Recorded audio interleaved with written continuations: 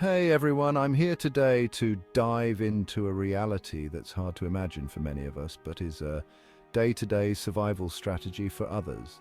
It's called Pagpag. What is Pagpag? It's essentially food that has been thrown away, retrieved from the garbage, and then cleaned and recooked for consumption. Now, before you cringe, let's understand why this happens. In many impoverished areas, where every single meal is a struggle, Pagpag represents not just recycled waste, but a crucial, affordable source of sustenance. But let's be real, the risks involved in eating such food are enormous, ranging from health issues like food poisoning to more severe diseases due to contamination.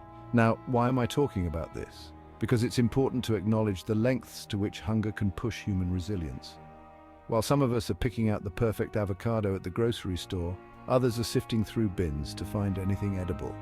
This stark contrast is a reality check about global food inequality. But here's the twist, there's a whole economy around Pagpag. In some communities, it's an established practice where Pagpag is gathered, cleaned, sometimes even seasoned and cooked into a dish that's sold very cheaply. For many, this is a regular meal. Now think about it. While it's easy to judge from afar, the resilience and resourcefulness of those who make and consume Pagpag is nothing short of remarkable. Yet, it's a glaring indicator of the dire need for better waste management and food distribution systems worldwide. So next time you toss out your leftovers or complain about a meal that didn't meet your expectations, remember the Pagpag. It's a humbling reminder of how food, which many of us take for granted, is a precious resource for others.